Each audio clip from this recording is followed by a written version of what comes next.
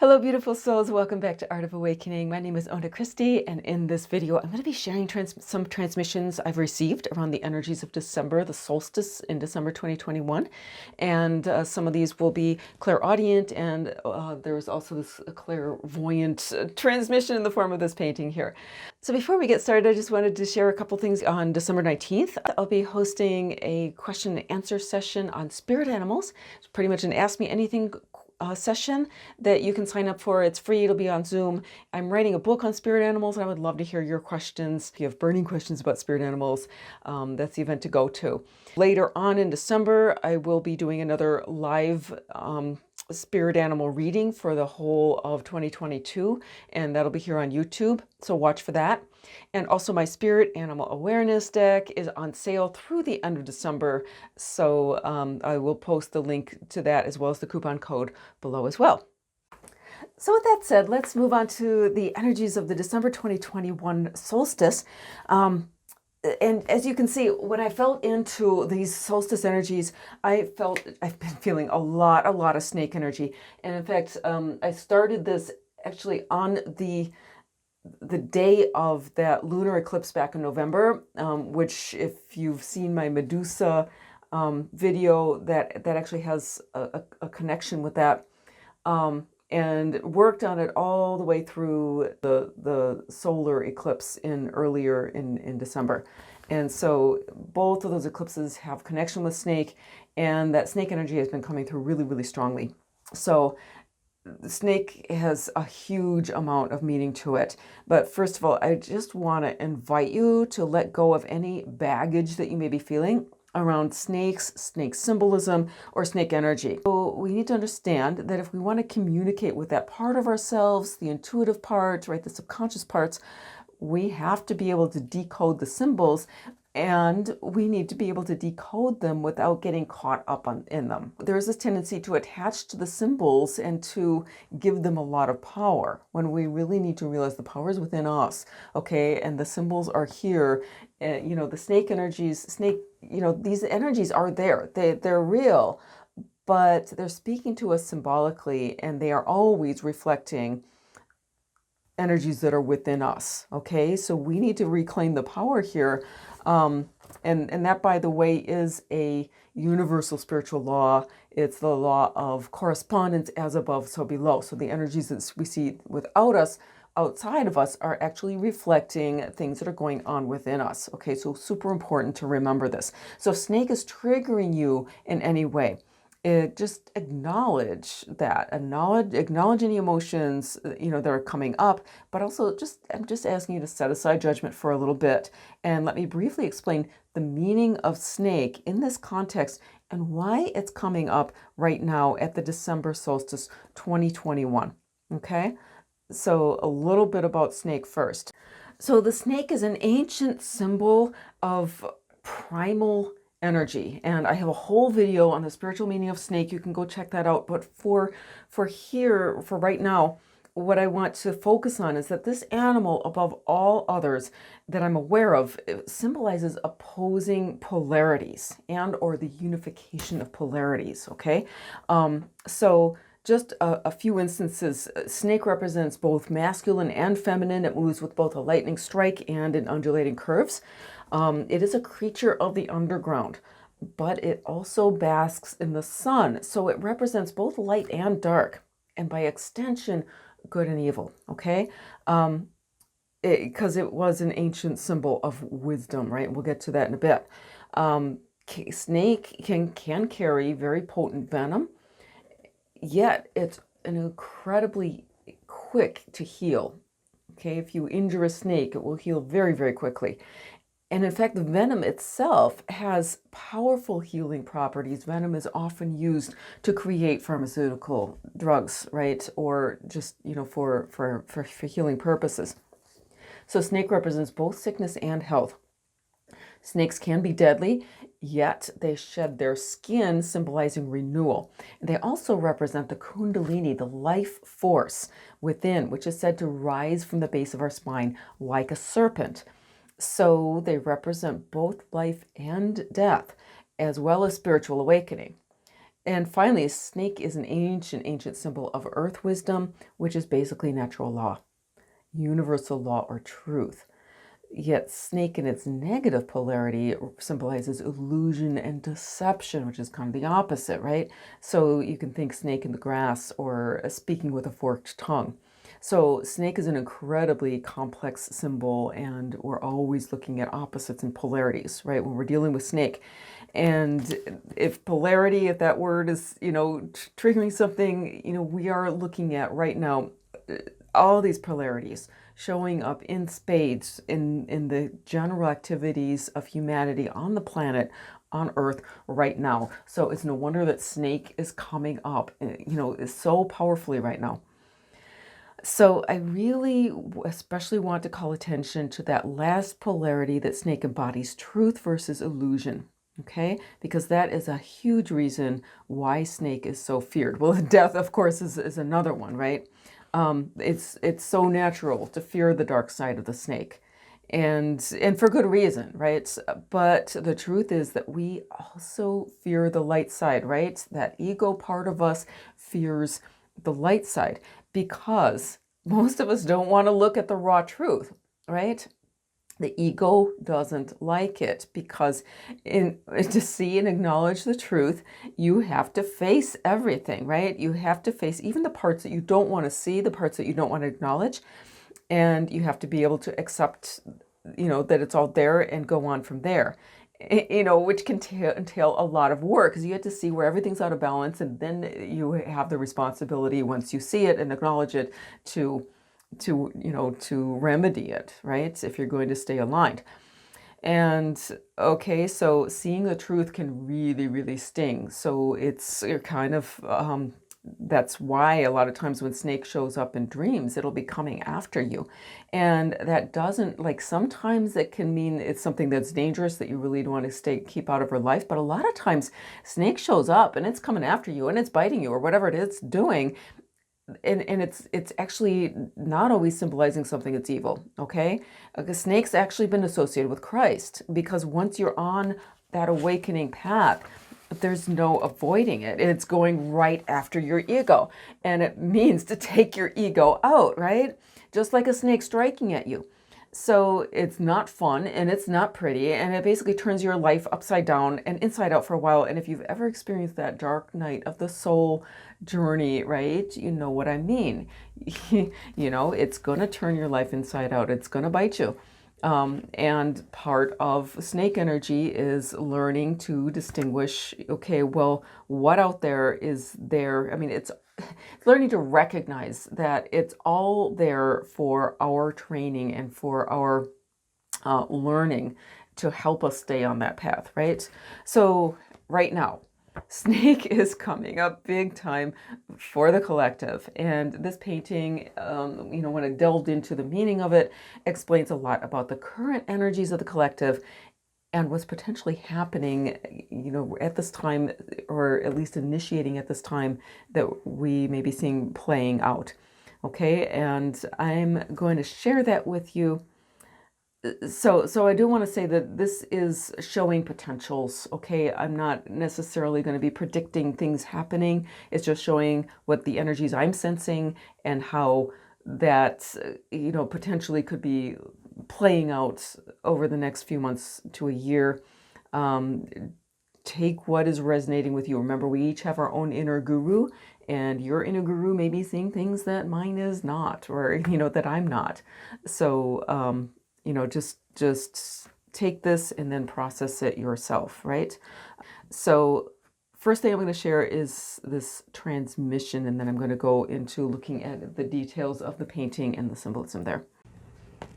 Okay, so I asked, what do I need to know about the energies of this upcoming solstice in December 2021? Open to receive and brace yourself. A tidal wave is coming. A great flood of consciousness awakens. We are reaching a breaking point, and that which has been held back will be loosed upon the world. For human consciousness, this will, for many, be a struggle to stay in the body. Mind, spirit, and body must align, must work together seamlessly in order to function properly in this environment. The will of Gaia is to ascend. To do so, she must shake off that which weighs her down. Those who have achieved a level of unity within themselves and with a planetary consciousness will hold it together and will become the seed nexus of the new level of consciousness of Gaia. Those who are not well prepared will undergo initiations of varying degrees of intensity according to their level of preparedness and the vibrational frequencies carried in their bloodlines and of the specific locations and communities with which they are connected.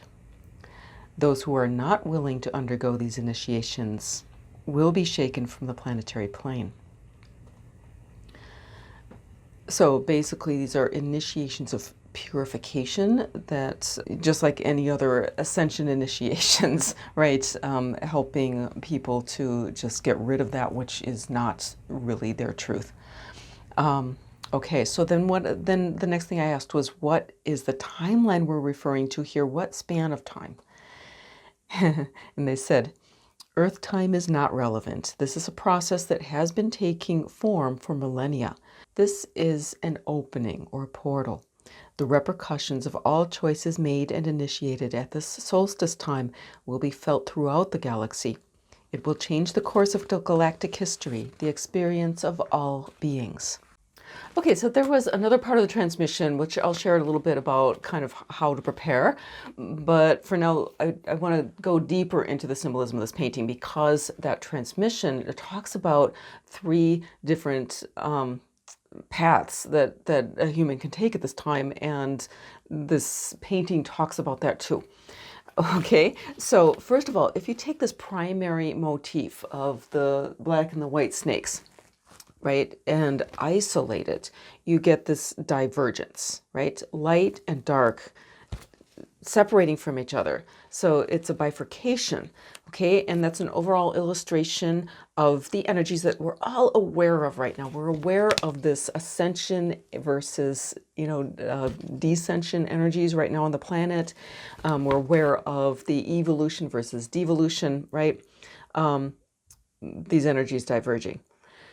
Okay, so I almost see that idea as this portal into it, but then there's this other polarity in the background, okay? We're looking at this Ouroboros shape, usually an Ouroboros is 1 snake kind of eating its own tail, but here it's 2. And so it's an Ouroboros created out of 2 opposing snakes. So masculine and feminine, the sun and the earth, right? So we have 2 sets of polarities that are opposing each other, right? So this black and white in the foreground and the golden green in the background.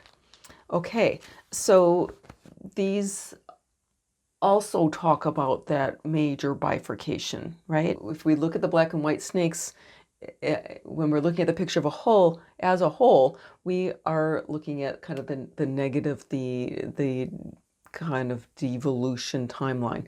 And when we're looking at the round snakes here, we're looking at the positive. Okay, so these 2 sets of polarities are opposing each other. So that which is natural or aligned with Gaia consciousness, and that which is not, the artificial, right? That's not aligned with Gaia consciousness. So the part that's aligned with Gaia is convergent, it's harmonious, it's coming together, it's working together, and it leads to long-term sustainability in life. This is the life agenda. And that actually represents the path of evolution. You can think of these circular ones as expanding outwards, okay? And you can see that it's round like the earth. So this represents the new earth energies here. And the other energy represented by these 2 snakes is divergent. This is the anti-life artificial or de-evolutionary timeline. Okay, so inside the earth figure, inside this evolutionary Ouroboros figure, it looks like it really reminds me of the crowning of a baby's head, if you'll see it from the top. So it's like a birthing. This is telling me there's a big opening of the crown chakra right now, okay? Bringing in new energies. And it also represents what we're evolving into. the birthing of a higher consciousness. So those who are open to these new energies and who are prepared will be accessing greater levels of consciousness, higher frequencies. Like any birthing, it can also be a time of intense initiation. Okay, so if you've been feeling the energies, if they've been like, kind of, you may be feeling physical symptoms or just emotional ups and downs, whatever it is, be really gentle and compassionate with yourself right now. And especially honor the body, because the body has to adjust to and hold on to these energies, and it's not easy. Okay, so the life agenda is convergent, the anti-life agenda is divergent. And so, but we actually have a trifurcation with one energy that's kind of together with these two energies combined, and then another energy that is this energy that's splitting. Okay, so the negative energy is splitting. And so we've got three kind of energetic pathways or three streams of energy. One is this energy here, the other is this one going here, and the other is this one going here. Okay, so let's talk a little bit about trifurcation energies, because this is a concept that came up in a transmission that I did almost a year ago in my Energies of 2021 video from January of this year. So at that time, the message was this: that 2021 represents a split in humanity into three primary energy streams. One is the energy of despair, one is the energy of longing, and one is the energy of action. And they explain that those who already have realized their divinity, meaning their true identity, and those who are aligned, will be cleared for action. Those who have not will be torn between despair and longing. And those who choose despair will succumb to darkness, but those who choose longing will suffer, and through suffering find freedom. So what I'm seeing in this painting is a restating of that transmission, but I'm also seeing another level to this trifurcation, okay? And it's this, that, like I said before, the anti-life agenda, or the negative energies of humanity, has both dark and light polarities. The dark polarity is this snake here, corresponds to overt oppression and darkness, or the use of force to enslave or to extract the life force. Okay, totalitarianism, slavery, mafia, whatever, those kind of things, drug and gang violence, prison systems, anything like that. The light polarity also exists on the negative, okay? So that is basically false light. That's what this white snake in this context represents. And that is going to rely on manipulation and illusion more so than force, okay? The two can work hand in hand, though, okay? That's why it's also a bifurcation. So this false light polarity, it's like this Luciferian energy. It's going to make you think like you're going somewhere wonderful and giving you all sorts of inviting Kool-Aid to drink. And basically, it's going to suck you in, and then it's going to milk you for all you're worth, okay? That's the agenda, right? And so basically, it's slavery on the one hand, or it's extreme domestication. And I look at this literally like domestication, like it's putting you into a farming system where your energy is being farmed. Okay, so either way, your energy is going to be taken from you if you choose these pathways. Remember that this is all our choice. As long as we're aware of it, we can choose, right? We have free will, and this is nothing that we can't, step out of. Look, remember, there's the third choice here. But between these two, slavery is really pretty abject misery, right? But the domestication route is a little bit more tricky, okay? Look at domesticated animals. Okay, so basically domestication is in agreement with between that animal species and humanity. Humans going to take care of them, and the animals will give up themselves to support humanity. It's actually a partnership. But if the domestication route, first of all domestication, they start becoming dependent, okay, which means that eventually they will be unable to survive on their own in the wild. And the other way is that if if they're not being raised from the hearts, if they're just being raised in terms of how much production can we get from them, what tends to happen is that, the breeding programs will get extreme and they stop being able to reproduce on their own. They need artificial insemination, things like that, because they really have no more will to reproduce. Okay, and typically these animals, they're not necessarily unhappy. They can be. It depends on how they're kept, but they just don't even want to breed. And the breeding, that's the life force, that's the sexual energy. It's just been completely taken away from them. So basically, these animals are stuck in the matrix. They can't survive outside the system. Okay, and that's what this is being presented to me as a potential timeline that humanity is being invited upon. Okay, and if you look at some of the things that are actually happening right now and really look beyond the mainstream news and start digging deeper, it's very, very interesting, because I am seeing both of these. Okay, I'm seeing some totalitarianism rearing its head, and kind of a coercion, forced agendas being put on people, and I'm also seeing this kind of hey, here's some wonderful Kool-Aid for you, right? Say metaverse, that kind of thing, drawing you in and really pulling you away from the real world, right? And into a place where you're going to be taken care of, or everything's going to be easy, and eventually there may not be any, getting away from that. So what this is reminding me of is an Anishinaabe prophecy called the Seventh Fire, or the Seven Fires Prophecy. And you can look that up. I was directed there by an Anishinaabe person on TikTok who said, just look at the Wikipedia article. So I'm going to put that link down there too. Okay, but I'm going to read from that article just a little bit. It is this time that the light-skinned race will be given a choice between two roads. One road will be green and lush and very inviting. The other road will be black and charred, and walking it will cut their feet.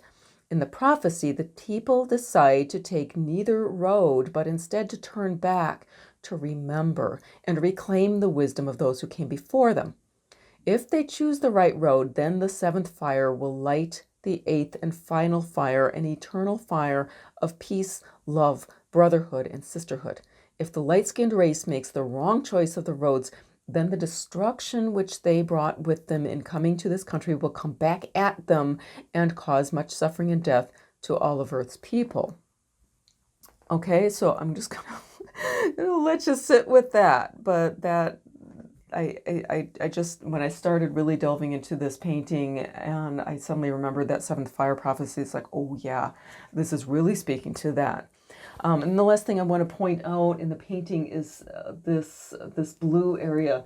And as I was working on this painting, I really started to get in my mind's eye, and it may be hard to see because it's really abstract, but it's wings. It's wings. And they are actually white wings, although they're so transparent that the blue really shows through them.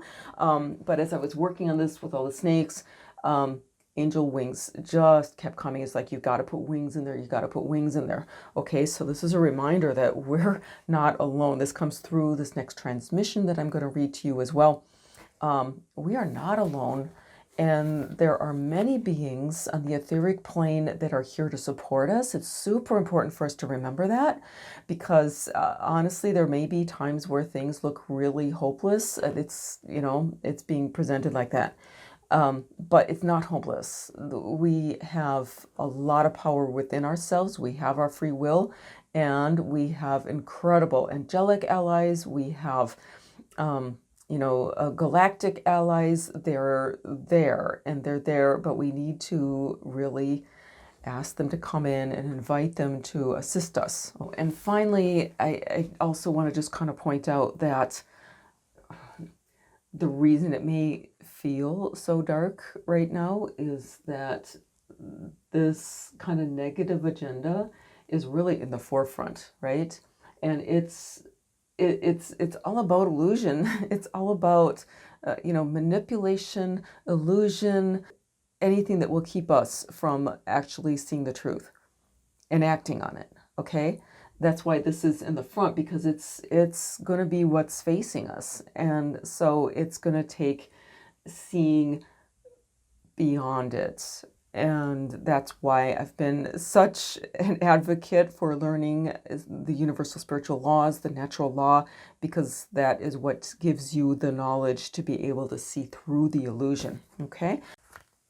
So I'm going to put this painting up for sale on my website, and as usual, I feel like this, all of my paintings, they're going to speak to one person like really strongly, and I'm going to encourage you to really feel into, if you're feeling like this one is for you, just feel into it, because it's snake energy. It's extremely powerful, but you want to make sure that if this painting is calling to you, that you really truly have done a lot of purification work, because it's going to work with, like, if you work with this painting and you haven't done a lot of purification work, it's going to bring a lot of purification work on you. But if you have, it can be a really powerful thing to work with.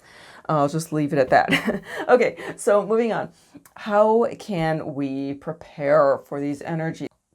I'm going to share first a transmission that kind of a clairaudient transmission that I received, and then just a few final notes. Okay, so starting with the transmission. How can we prepare? Brace yourself. Be aware of what is happening. Be aware that you are not alone. Be aware that this is the will of the planet, that it is the consciousness of Gaia which commands the outcome. Let love be your guide. Fear is the greatest toxin. Those willing to assist Gaia are those who hold their love for her in their hearts above all. Send your love to Gaia. This is her breaking point, her dark night of the soul, expressed through humanity. This is her declaration of love for herself and willingness to break free, to cleanse herself and heal. Send your love to her. Send healing to her. Hold ritual for her. Invoke the elements. Sing and dance and drum for her. The vibration will assist in her healing. Hold the vision in your minds of Mother Gaia healed, whole, and pure, and of humanity united in support of her and in love with her and with themselves. Okay, so what I'm getting a lot from this is, like, we are not separate from the earth. We are so a part of the body of the earth, and humanity is an important part of Gaia. We are part of her nervous system, right? And we are part of, we're so part of her consciousness, and that it's really, really important for us to realize that, to have compassion, both for the planet, for humanity as a whole, for ourselves. Right? Send the love, send the healing, maintain those healing practices.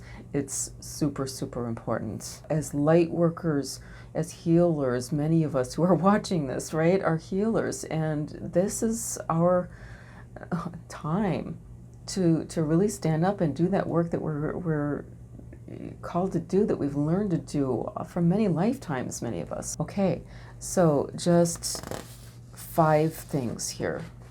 One of critical importance is for us to recognize, reclaim, honor, and heal our oneness with the earth, and by extension, our own bodies, along with the continuity of life, which includes our ancestors, our DNA, and our vision for the future world that we're creating for our great-great-great-grandchildren to inherit. So think 500 years in the future when you do your visioning, that can really make a difference. Okay, so healing our oneness with the earth entails affirming the power of life to overcome death and disease, both the life force of the earth and the life force within our own bodies, affirming that power, that it's there, that our bodies can heal, that the earth can heal, and heal from within without necessarily needing a lot of, technology or interference, and holding faith in the healing power, both of our bodies and of the earth, for they are one and the same. It entails learning to recognize truth from illusion through reacquainting ourselves with natural law, including the universal spiritual principles and the wisdom of the elders. It entails asking help from our spirit teams, from whatever benevolent beings are out there, and from each other, and keeping on with the healing work even in the darkest of days, remembering the universal law of rhythm and having faith that the sun will indeed rise again. And in fact, we are the sun. We're holding that sun within us as healers, okay? And last but not least, it is going to require a lot of courage to respond to fear-mongering, untruth, and manipulation, both within and outside of ourselves, with I see you, I see what you're trying to do, and no. So this is an intense time.